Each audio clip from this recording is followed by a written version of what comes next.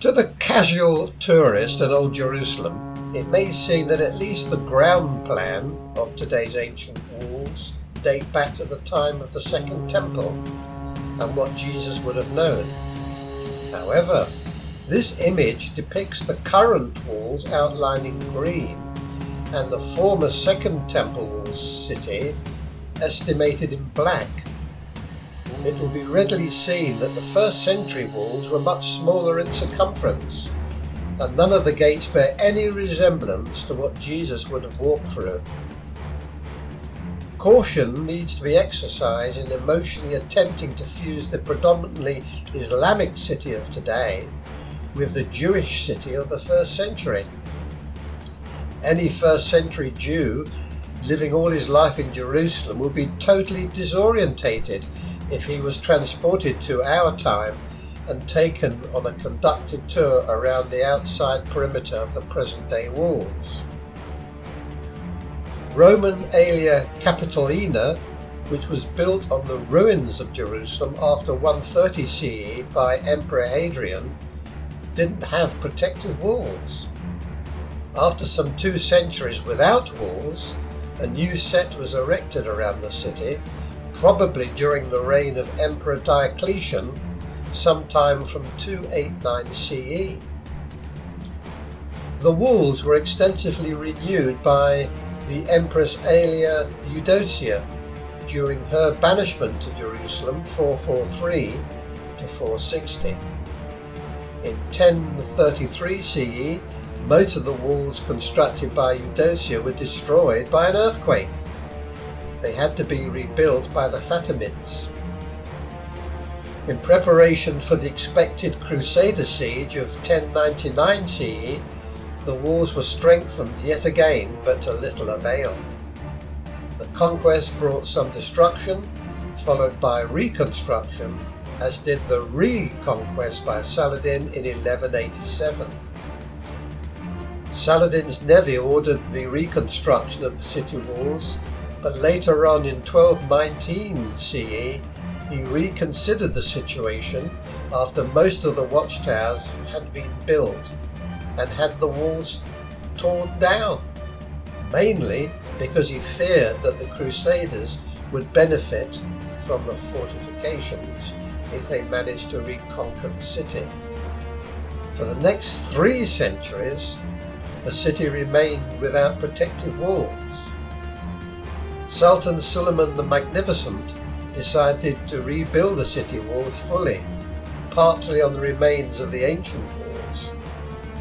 Being built in circa 1537 to 41, they are the walls that exist today.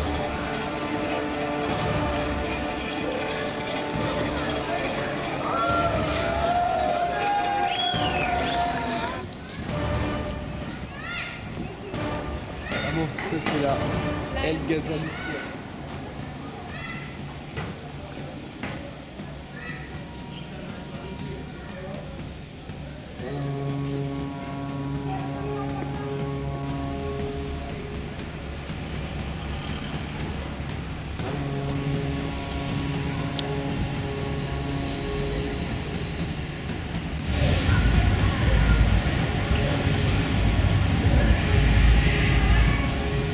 Jerusalem lay waste during 5 years, from 70 to 135 CE, when Emperor Hadrian built a Roman colony naming it Aelia Capitolina, Aelia being his family name.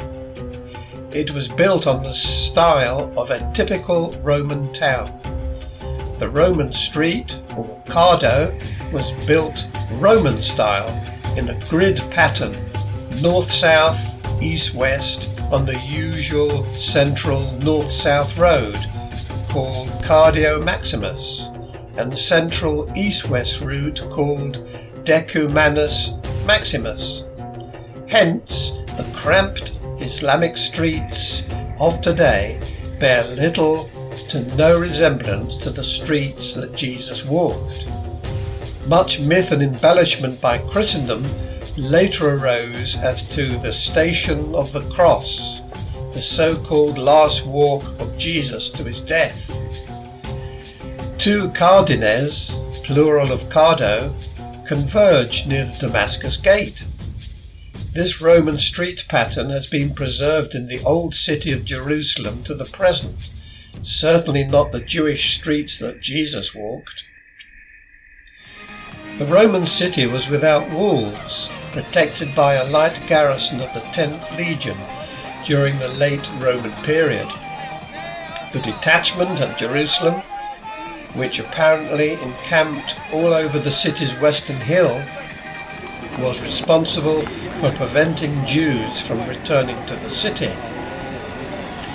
Roman enforcement of this prohibition continued through the 4th century. Therefore, it is fanciful to imagine Jesus walking the present-day streets and going through later built city gates.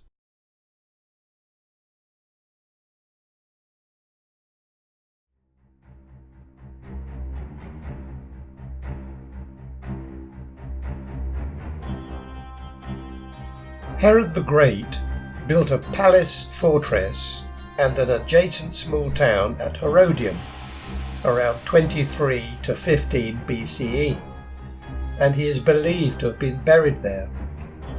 Herodium is the highest peak in the Judean desert. In 40 BCE, after the Parthian conquest of Syria, Herod fled to Masada.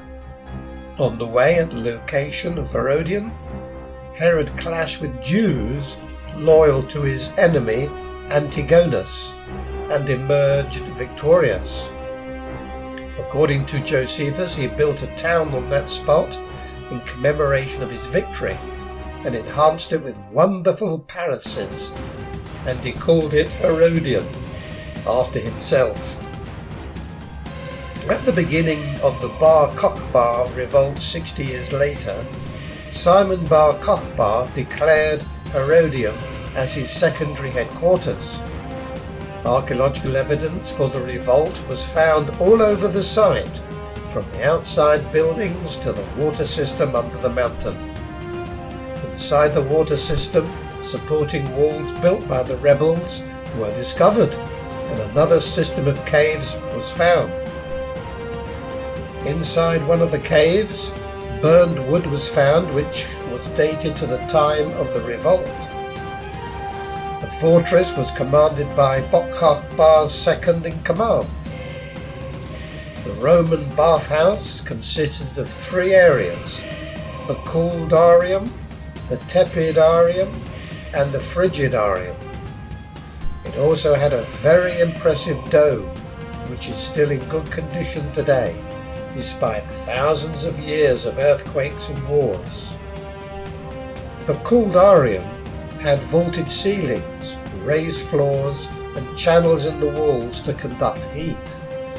The Tepidarium had mosaic floors and frescoes, just like the living quarters of the palace. The Frigidarium, the last stop in the bathhouse, was where guests would cool off in a large pool.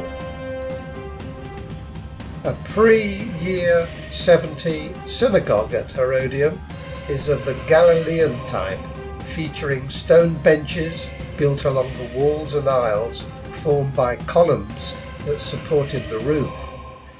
It is one of the oldest synagogues in the Levant. Herodium was conquered and destroyed by the Romans in 71 CE.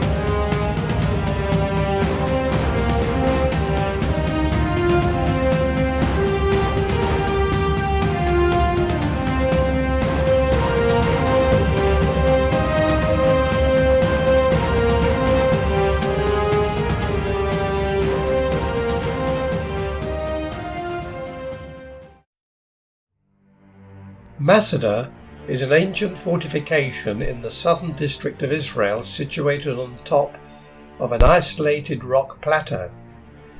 It is located on the eastern edge of the Judean desert overlooking the Dead Sea. Herod the Great built 2 palaces for himself on the mountain and fortified Masada between 37 and 31 BCE. According to Josephus, the siege of Masada by Roman troops from 73 to 74 CE, at the end of the First Jewish-Roman War, ended in the mass suicide of 960 Sicarii rebels who were hiding there. However, the archaeological evidence relevant to this event is ambiguous at best and rejected entirely by some scholars. In 73 CE, the Roman governor of Judea, Lucius Flavius Silva, headed the Roman legion and laid siege to Masada. The Roman legion surrounded Masada, built a wall and then a siege ramp against the western face of the plateau. According to geological investigations in the early 1990s, it confirmed earlier observations that the 375 feet high assault ramp consisted mostly of a natural spur of bedrock. The ramp was complete in the spring of 73, after probably 2 or 3 months of siege, allowing the Romans to finally breach the wall of the fortress with a battering ram on April the 16th. The Romans employed the 10th Legion and Jewish prisoners of war, totaling some 15,000, of whom an estimated 8,000 to 9,000 were fighting men in crushing Jewish resistance at Masada. A giant siege tower with a battering ram was constructed and moved laboriously up the completed ramp.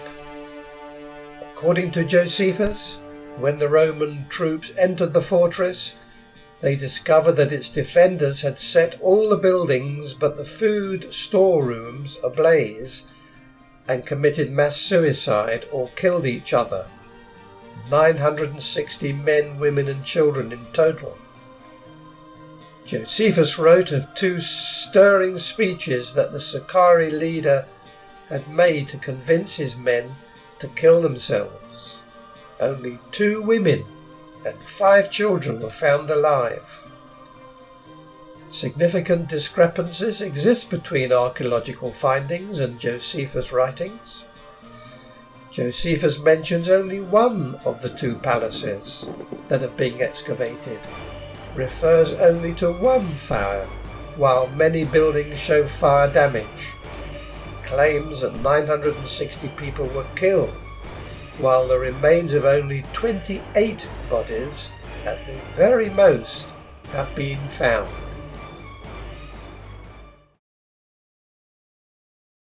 Megiddo. Situated in a strategic spot overlooking and dominating the fertile western section of the Jezreel Valley, or plain of Esdraelon, it easily controlled the major trade and military routes that intersected there. Both biblical history and secular records tell how the armies of many nations fought decisive battles around Megiddo because of its commanding position. Nearby, Judge Barak defeated Jabin's mighty forces under Sisera.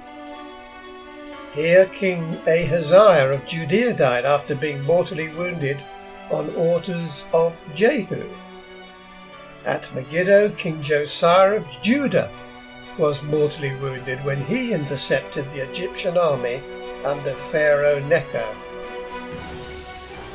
At various times during its long history, as archaeological diggings show, Megiddo was heavily fortified. Ruins have been uncovered, showing that it once had walls between 13 and 16 feet thick, which were later increased to more than 25 feet thick, sections of which were still over 11 feet high when found. The first mention of Megiddo lists its king among the 31 that Joshua defeated in the initial conquest. However, during the period of the Judges, Manasseh was not able to drive the Canaanites out of this stronghold. Under David's reign, all Canaanite elements within the Promised Land were subjugated, including Megiddo.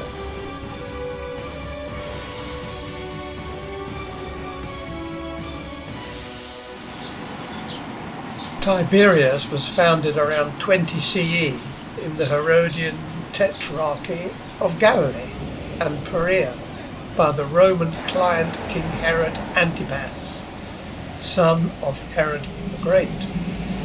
Herod Antipas made it the capital of his realm in Galilee and named it for the Roman Emperor Tiberius. The Sea of Galilee was sometimes called Tiberias after the city.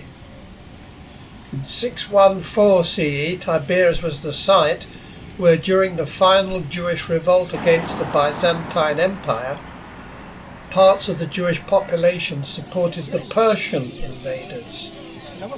According to Christendom's sources, during the revolt, so-called Christians were massacred and churches destroyed.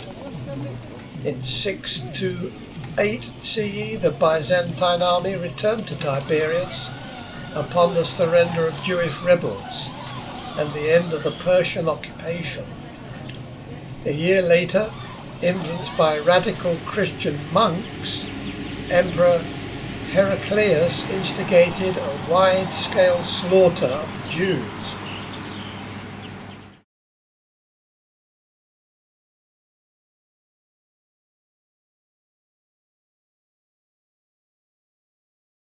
Capernaum means village of Nahum, a city of major importance in Jesus' earthly ministry, located on the northwest shores of the Sea of Galilee. It had a tax office where Jesus called Matthew to be his disciple, and perhaps a military post for a centurion residing there. These indications, plus the fact that an attendant of the king, wealthy enough to have slaves, lived there, all seem to make it likely that Capernaum was of some size and importance, and hence worthy of being called a city of Galilee. The home of the fishermen Peter and Andrew was in Capernaum, and here Jesus healed Peter's mother-in-law. After this, the house was besieged by people bringing ill and demon-possessed persons to him for healing. Capernaum became called his own city, the place where he could be said to be at home. The synagogue appears to have been built around the 4th or 5th century. Beneath the foundation of this synagogue lies another foundation made of basalt, and it is suggested that this is the foundation of a synagogue from the 1st century, perhaps the one mentioned in the Gospels. The village was inhabited continuously from the 2nd century BCE to the 11th century CE, when it was abandoned sometime before the Crusader conquest.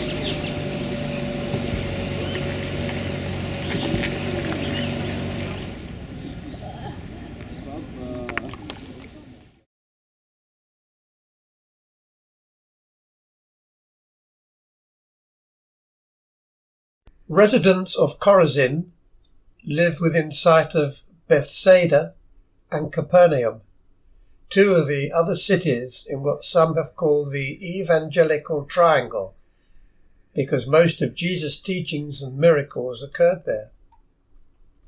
All three, more likely villages than cities, incurred Jesus' condemnation. Woe to you, Chorazin! Because their people did not accept his teachings.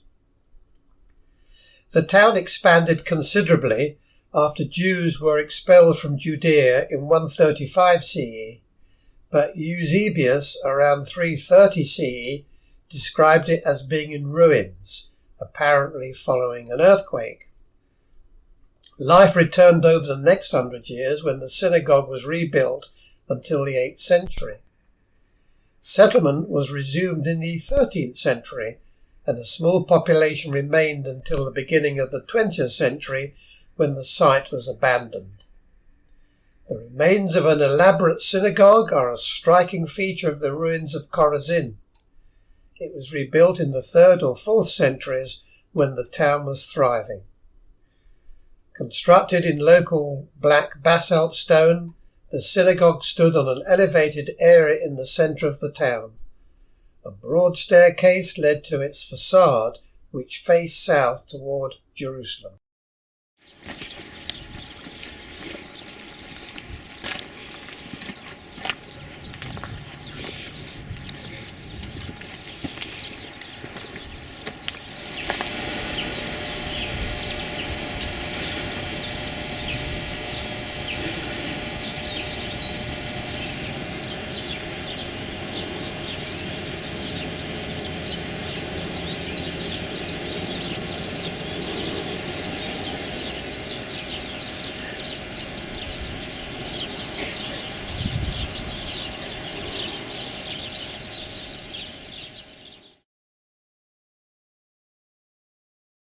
Acre, known to locals as Akko, and Ptolemais, a name originated by Ptolemy II Philadelphus of Egypt, is a city in the coastal plain region of the northern district of Israel. Aside from coastal trading, it was also an important waypoint on the region's coastal road and the road cutting inland along the Jezreel Valley. It has, however, been subject to conquest and destruction several times and survived as little more than a large village for centuries at a time. When returning from his third missionary tour, Paul put in at Akko, then known as Ptolemais, and spent the day visiting the brothers there before travelling on to Caesarea of Jerusalem.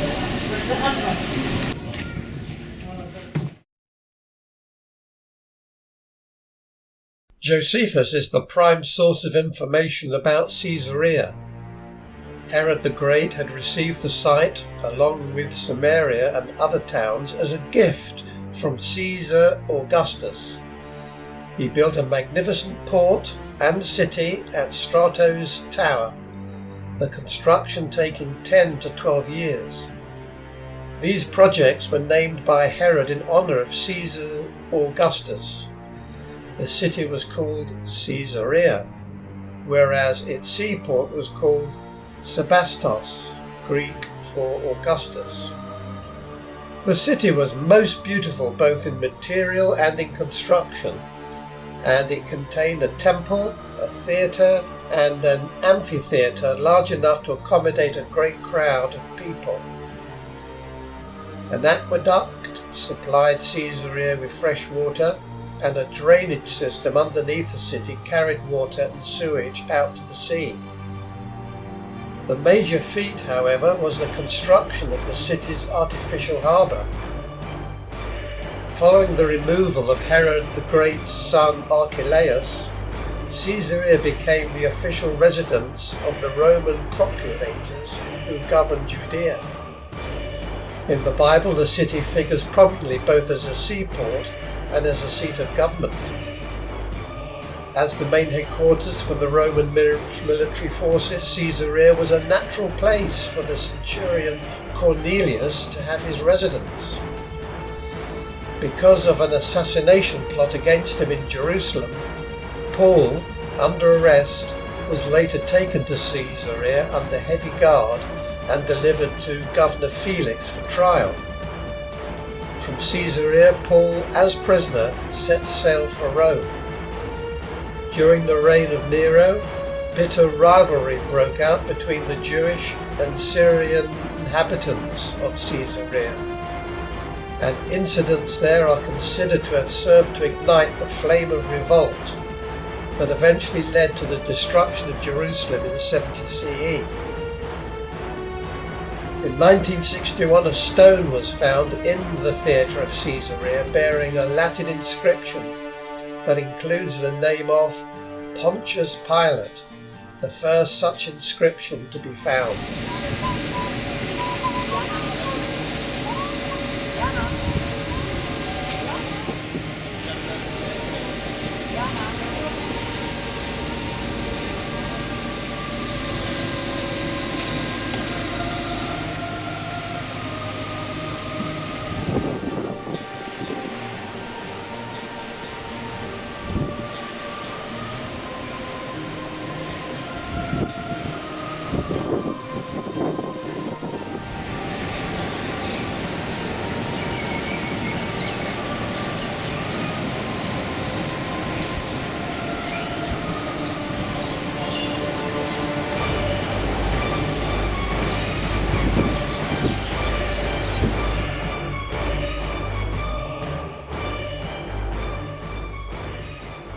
The Siloam Tunnel, also known as Hezekiah's Tunnel, is a water channel that was carved beneath the city of David located in Silwan in ancient times. Its name is due to that it dates from the reign of Hezekiah of Judea, late 8th and early 7th century BCE, and corresponds to the conduit mentioned in 2 Kings 20:20. According to the Bible, King Hezekiah prepared Jerusalem for an impending siege by the Assyrians by blocking the source of the waters of the Upper Gihon and leading them straight down onto the west to the city of David. The tunnel leads from the Gihon spring to the pool of Siloam.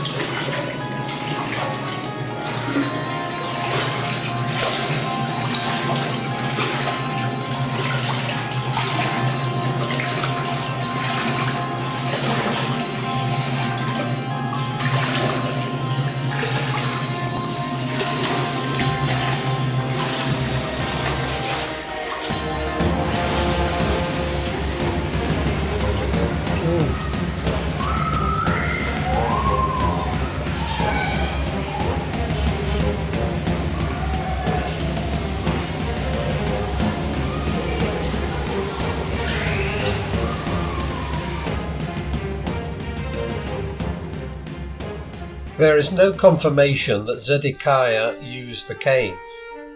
The legend that the cave was a hiding place of King Zedekiah dates back at least to the 11th century CE.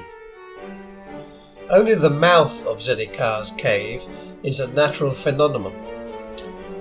The interior of the cavern was carved over a period of several thousand years.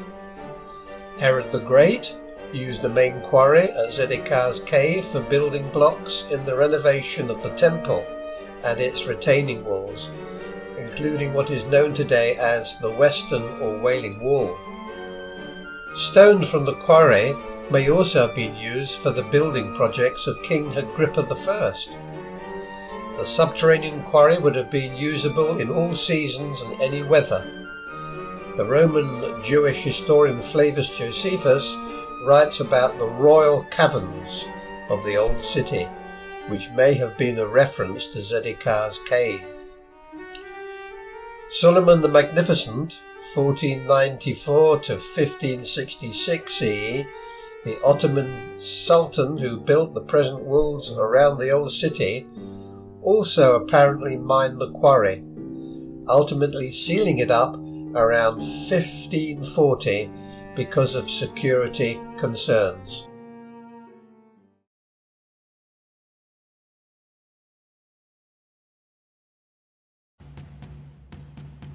This Roman gate is generally dated to the early 2nd century CE, to the reign of Emperor Hadrian.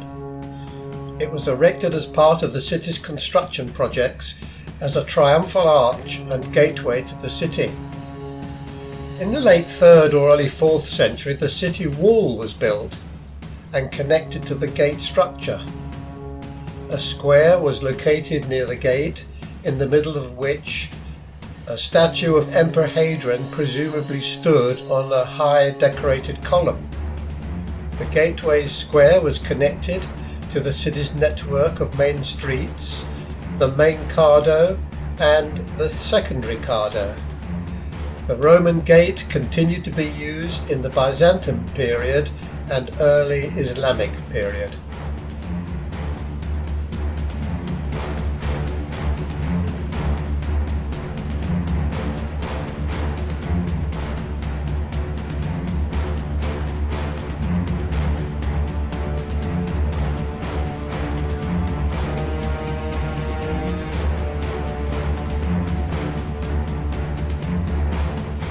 The Roman gate continued to be used in the Byzantine and early Islamic period.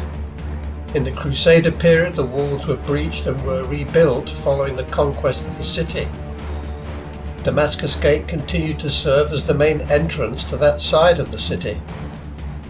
In the Crusader period, a complex of rooms was built next to the gate's outer facade, which closed off the entrances, thereby necessitating the use of inside openings.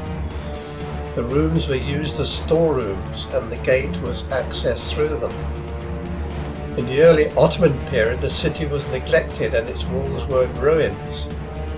Around 1535, the Ottoman Sultan Suleiman ordered the fortification of Jerusalem.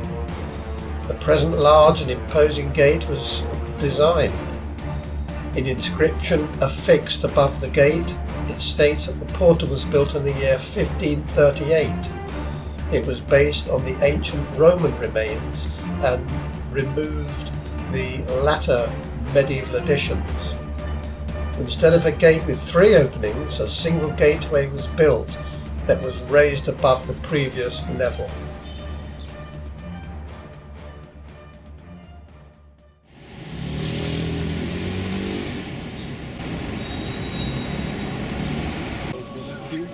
What's her name? Western Wall, also called Wailing Wall in the Old City, is sacred to the Jewish people. It is the only remains of the retaining walls surrounding the Temple Mount, the site of the first and second temples, held to be uniquely holy by the ancient Jews. Second Temple was destroyed by the Romans in 70 CE. As it is seen today, the Western Wall measures about 160 feet long and 60 feet high. The wall, however, extends much deeper into the earth. Jewish devotions there date from the early Byzantine period. It has long been accustomed to push slips of paper with wishes or prayers into the wall's cracks. Arab and Jewish sources both confirm that after the Arab capture of Jerusalem in 638 CE, Jews led the conquerors to the site of the Holy Rock at Temple Yard and helped clear away the debris.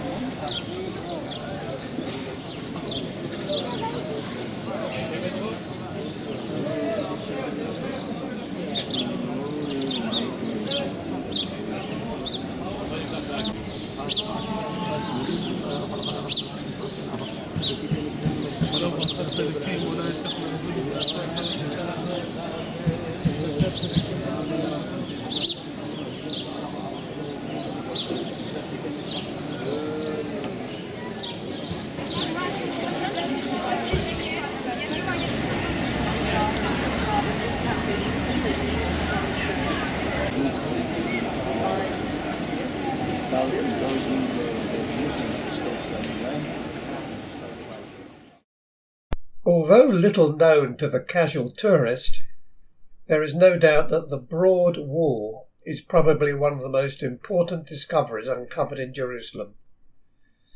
Excavation works in the Jewish quarter of the Old City reveal a significant stretch, 65 metres long and varying between 6 and 7 metres wide, of a major defensive wall of Jerusalem.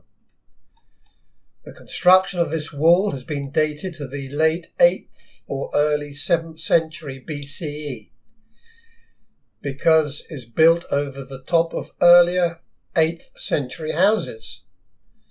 The wall may have been built during preparations for the Assyrian invasion by King Hezekiah. The Dead Sea Scrolls are ancient Jewish and Hebrew religious manuscripts that were found in the Qumran caves in the Judean desert. Scholarly consensus dates these scrolls from the last 3 centuries BCE and the 1st century CE. The texts have great historical, religious and linguistic significance because they include the second oldest known surviving manuscripts of works later included in the Hebrew Bible canon, and extra biblical manuscripts which preserve evidence of the diversity of religious thought in late Second Temple Judaism. Almost all of the Dead Sea Scrolls are held by the State of Israel in the Shrine of the Book on the grounds of the Israel Museum. Most of the texts are written on parchment, some on papyrus and one on copper. Archaeologists have long associated the scrolls with the ancient Jewish sect called the Essenes, although some recent interpretations have challenged this connection and argue that priests in Jerusalem, or Zadokites, or other unknown Jewish groups, wrote the scrolls. About 40% of the scrolls are copies of texts from the Hebrew Scriptures. Approximately another 30% are texts from the Second Temple period, which ultimately were not canonized in the Hebrew Bible. The remainder, roughly 30%, are sectarian manuscripts of previously unknown documents that shed light on the rules and beliefs of a particular group or sect or groups within Greater Judaism.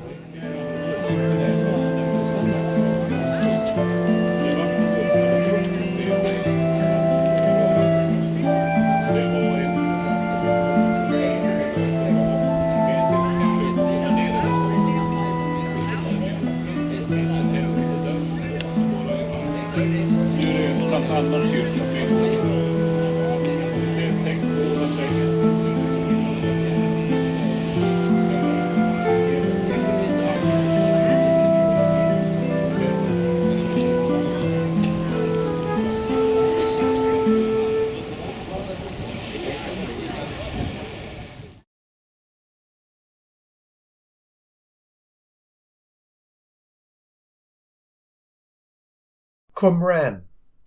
Since the discovery of the Dead Sea Scrolls in 1947-56, extensive excavations have taken place in Qumran. Nearly 900 scrolls were discovered. Most were written on parchment and some on papyrus.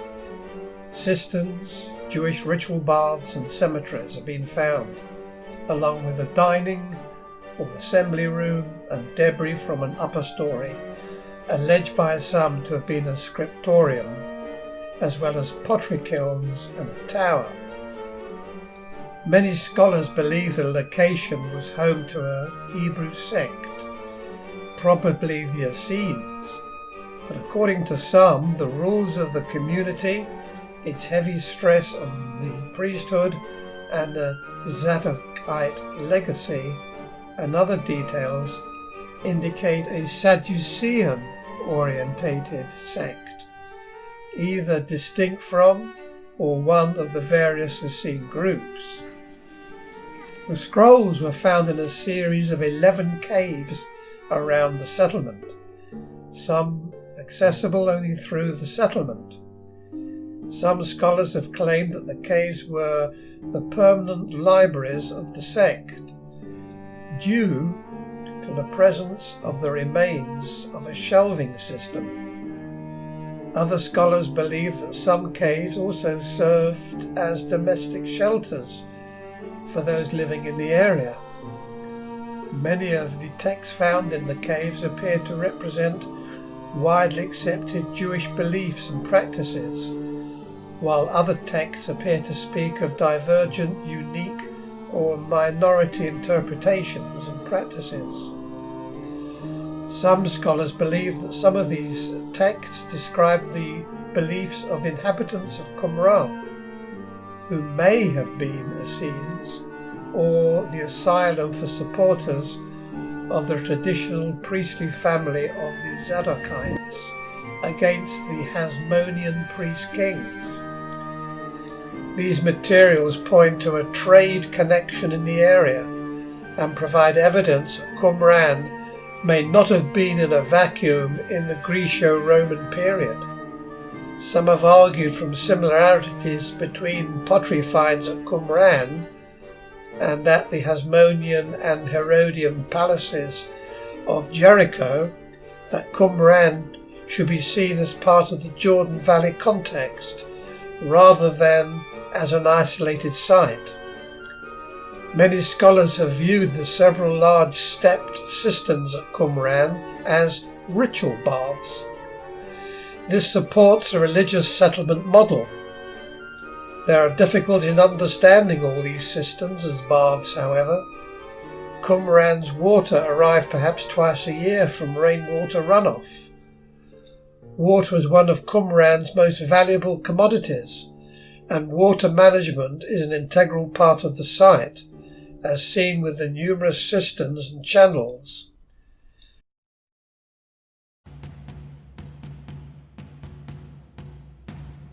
In an Aelia Capitolina 2nd century Cardo is the Ecce Homo arch, "Behold the man," in Latin.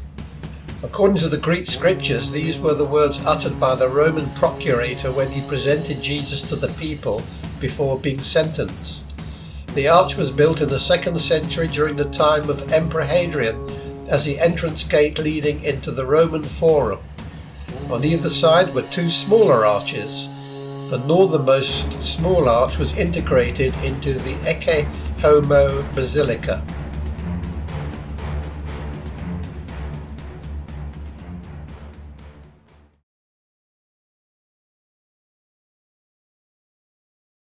Bethesda is not to be confused with the town of Bethsaida in Galilee. The pool of Bethesda was a pool in Jerusalem known from the historical account of Jesus miraculously healing a paralyzed man, where it is described as being near the sheep gate, surrounded by 5 covered colonnades or porticos.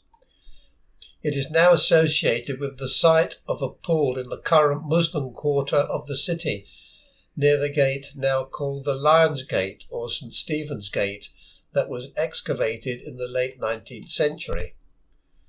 Until the 19th century, there was no clear archaeological evidence for the existence of such a pool, which prompted some Western scholars to argue that the Gospel was written later, probably by someone without first-hand knowledge of the city of Jerusalem, and that the pool had only a metaphorical rather than historical significance. In the mid-1st century AD, Herod Agrippa expanded the city walls, bringing the Asclepion into the city. When Hadrian rebuilt Jerusalem as Aelia Capitolina, he placed a roadway alongside the dam and expanded the Asclepion, or healing temple, into a large temple. By the 5th century, at least part of the Asclepion had been converted into or replaced by a Byzantine church. After the Crusader conquest of Jerusalem in 99 CE, a much smaller church was built among the Byzantine period ruins on the stone dike separating the two pools.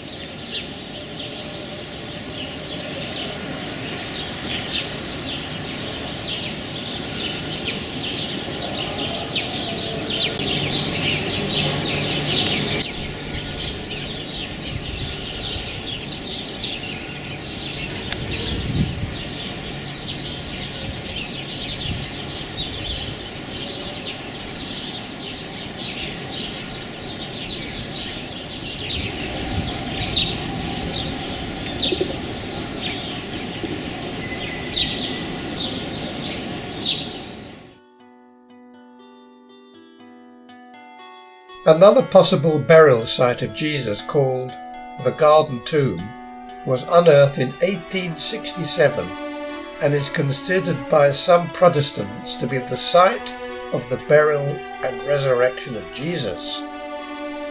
After the Reformation, there were increasing doubts regarding the traditional holy places.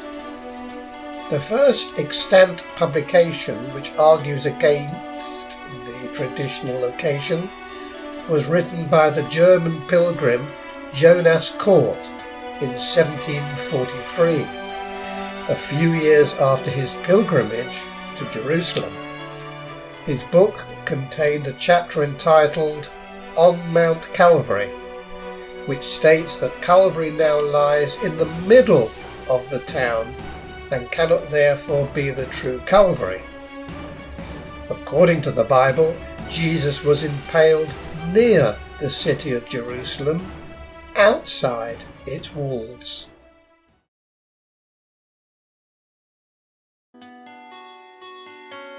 Circa 135 CE, Hadrian ordered that a cave containing a rock-cut tomb be filled in to create a flat foundation for a temple dedicated to Jupiter or Venus. The temple, later to be rebuilt and renamed Church of the Holy Sepulchre, remained until the early 4th century. Constantine ordered in about 326 CE that the temple to Jupiter and Venus be replaced by the Holy Sepulchre Church. After the temple was torn down and its ruins removed, the soil was removed from the cave, revealing a rock-cut tomb that Helena emotionally but unscientifically identified as the so-called burial site of Jesus, around which a shrine was constructed. After 326 years since Jesus' murder, with its temple of Jupiter torn down in 326 CE, and Roman Constantine's and his mother's claim that this is where Jesus was buried, there is no archaeological or reliable historical confirmation. When it comes to archaeology, it is all a matter of proof of authenticity. So what do we glean from our archaeological whistle-stop trip around Israel? Jerusalem has to be taken with some archaeological caution. The ancient walls around the city are not ancient enough for Jesus' time. They only date back to the 16th century Sultan Solomon. The burial site of Jesus in the Church of the Holy Sepulchre, built on the site of the pagan temple of Jupiter and Venus, is highly suspect, as Constantine's mother Helena in the 4th century chose the place after finding a cave, as well as finding other suspect relics. The Garden Tomb, outside Jerusalem's walls, also is suspect, but certainly is a better candidate. David's citadel near the Jaffa Gate is not David's, but 14th century Mamluk and later Ottoman. Zedekiah's cave has nothing to do with Zedekiah, any more than Herod's Gate has anything to do with Herod. The Western Wall is undisputedly from Herod's time, although it is only a retaining wall, not part of the former Jewish temple. Genuine archaeological sites outside Jerusalem certainly are Herodium, Megiddo, Chorazin, Caesarea, Qumran, and Capernaum, although Capernaum's synagogue was built in the 4th or 5th century, much later than Jesus' time. The Isaiah scroll centerpiece in the Scroll Museum in Jerusalem is only now a facsimile, not the real deal. The original was removed. Bethesda, inside Jerusalem, certainly was visited by Jesus, and Broad Wall was built and reinforced by Hezekiah. So there is much that is archaeologically authentic, but much that needs caution, with names liberally added at times to maybe embellish or even deceive. Beware, but enjoy.